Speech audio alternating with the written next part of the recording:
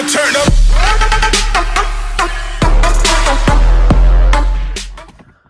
What up is Marcus Dynasty Football Dads. We are doing a free Jerry Jeudy signed giveaway. We actually have one of the 5 people that's going to be on the wheel of winners, I'm going to call it. Basically, you have a 1 in 5 chance of winning that jersey. And the first person we are actually choosing is Kevin, and I'm sorry if I pronounced your last name wrong. It's Bucklage, Kevin B. You have a 20% chance of now winning that Jerry Jeudy jersey, which we're going to be spinning that thing live when we hit 1,000 subscribers. We're also going to be talking about Patreon information. That'll be towards the end of the video. But first of all, we're going to be talking about 4 wide receivers that I am absolutely staying away in rookie drafts. The first one, and we're going to start with high draft capital. It's going to be Tutu Atwell. Ultimately, if you talk about BMI and you hate Devontae Smith because of BMI, well, Tutu Atwell's right in your neighborhood. He was drafted in the 25th pick in the second round to the Rams. And ultimately, I look at the Rams roster with Cooper Kupp, Robert Woods, we got Van Jefferson. Tutu Atwell is not going to produce well as a Ram in the second round. Like, he's just not going to.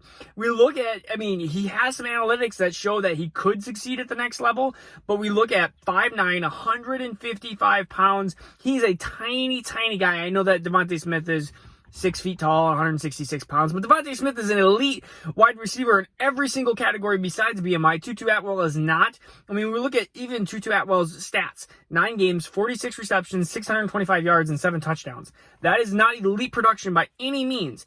But he had an 18.9 breakout age. He had a 36.7 dominator rating, which shows that he could be maybe good at the next level. But I am not buying it.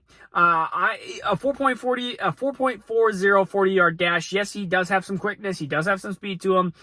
5'9", 155, and just with already a Rams with already Rams wideouts that are going to be easily the alpha and beta there. Like, Tutu Atwell is going to be maybe a 3rd, 4th wide receiver that's going to be kind of a jackal, I call them. Jackals are just basically players that may help the team, but is not going to help you in fantasy football. And that's all we care about in Dynasty Rookie Picks. We don't care if they are a bad football player and produce well for fantasy. Kelvin Benjamin of a long time ago. We don't care. As long as they produce, that's all that matters. The next person is going to be Dwayne Harris. He was taking a pick right before Tutu Atwell at 2.24. There are some really nice things about his analytics, and there are some things that, of course, reasons why I don't care for him. First of all, Seattle. You got DK, you got Tyler Lockett. They're not going anywhere, so you are stuck with the C receiver for Seattle's team that does not like to pass the ball. Even if they decide, we're going to decide to pass the ball, that's going to be a miracle in his own right. But if they decide, he is the C option there. And we were talking about a guy who's already 24 years old. You talk about Najee Harris's old age, but Dwayne Harris is already 24, so you're talking maybe 27 by the time he actually does anything productive. I don't want him. 5'9", 190 pounds, doesn't have elite abilities. We were talking about average kind of across the board. He's a 44.6 dominator rating, which is amazing. We look at that, and he has 23.3 yards per catch. That is absolutely incredible as well. So you're talking about big high percentiles there. Like, we're talking 98th percentile when it comes to yards per reception. But I'm sticking clear. I'm staying away. We look at even his 2020 season. He did have good production. He did have 33 receptions for 768 yards and 8 touchdowns. But yeah, I am not going near Dwayne Eskridge. I am moving him down. He's down my boards. I understand he's a 2nd round pick, but I don't want a C receiver. I want somebody that has a chance of being an alpha or beta. The next guy is somebody that is way off my boards, and that's Anthony Schwartz, and people are loving him. I've seen him compared to like a Curtis Samuel. I'm like, get out of here. He's a 3rd round pick, 27th overall in the 3rd round to Cleveland. And you might be going, well, will Odell Beckham eventually leave and stuff like that? Schwartz is 6 feet tall, 186. Here's some good things about him. He ran a 4.27 yard 40. Wow, he is fast. Is he a football player, though? No. He is not a true football player. He's a track star. He's basically a track guy. And we knew that he was going to come out blowing some very fast numbers. But if you look at his max in a season, 636 yards. His max touchdowns in a season, 3 touchdowns. That's what he had in Auburn. Not going near him. He's the clear definition of a guy who in 2 years will not even be in the league, or he'll be practice squad, because all he is good for is speed and fastness, but he's not a great catcher, he can't run routes. And we were talking about a guy who is the definition of, there's 5 or 6 or 7 guys just like him that all they do is they run fast and they have really good speed and stuff like that, but they don't produce. I'm away from him easily, not even touching him. I'd rather have so many players, probably like 40 other players than him at least. The next guy, and this is probably the one that I'm having the hardest time putting him down, but it's Josh Palmer. Because he's a third-round pick, he has potentially the best opportunity of these 4 players because he's with the Chargers. He was drafted the 13th overall pick in the 3rd round. We're talking about a guy that's not in even my top 25 receivers pre-NFL draft. And he's 6'1", 210, so he has good size. But he is very average across the board when it comes to speed, burst, agility, ran a 4.5 240. So he is not elite in anything. He's pretty average and stuff. His max, and I took every single year, and I took the best of his years. This is what he would have if you took the best of any of his seasons. 34 receptions, 484 yards, and 4 touchdowns in college. That is a big, big problem. I understand he came out of Tennessee, that it's like this huge high draft capital. Where is he going to go? Like, what's going to happen? He's a Charger. I honestly just don't see the talent there. I see that they could easily draft somebody next year, and then Josh Palmer I could see them drafting another 3rd-round pick or a 2nd-round pick or a 4th-round pick or anybody. I think there's a ton of wide receivers in the next draft that there's probably 30 of them that are better than Josh Palmer.